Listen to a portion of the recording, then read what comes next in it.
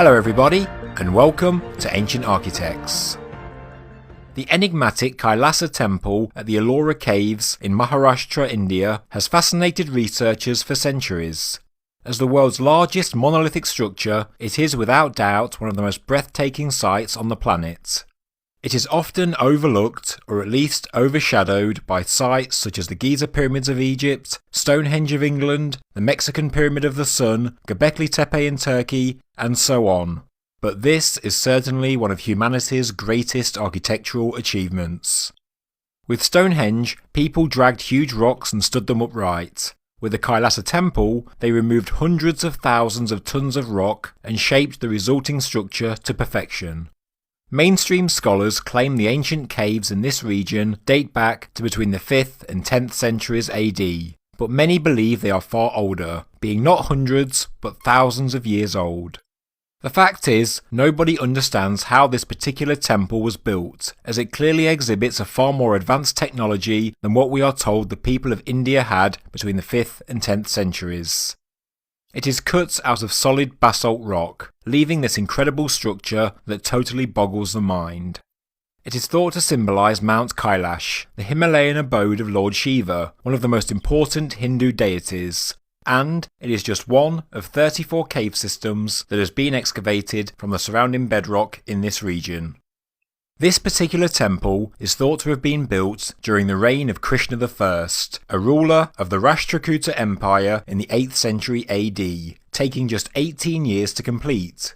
It is estimated that a total of 200,000 to 500,000 tons of rock were excavated out of the vertical cliff, and another mystery is where the basalt went. It seems to have vanished without a trace, along with the tools used to build it.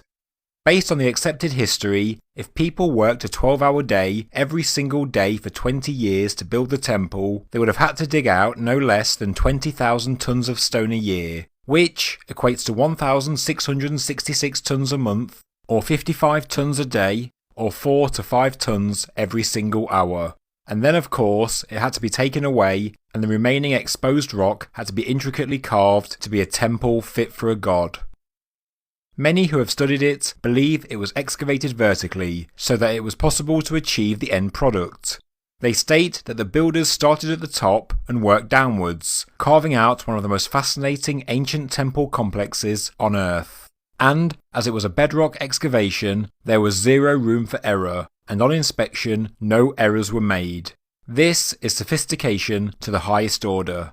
But what did the builders use to create it? What tools were at their disposal? How did they manage to do it? And why has the knowledge been lost, if indeed the mainstream is correct in their dating? The mainstream attest that hammers, chisels and picks were the only tools that were used, but this isn't limestone or soft sandstone, it is crystalline volcanic igneous rock. According to a medieval legend told by the Marathi people of Maharashtra, the Kailasa temple was actually built within a week. It states that a queen whose husband was very ill prayed to Shiva, asking the god to heal her husband, and in return the queen would build a temple and dedicate it to him, and fast until it was completed.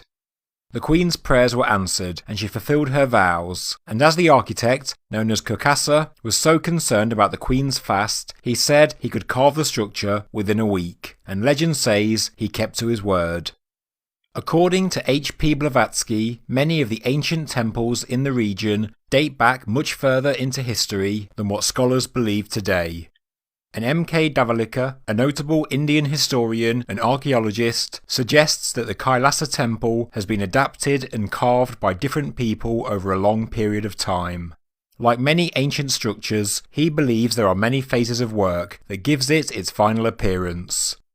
One of the pieces of evidence that historians use to date it is an engraving on a perforated window in the west wall of one of the caves, in which we find an incomplete Sanskrit inscription of Brahmi script.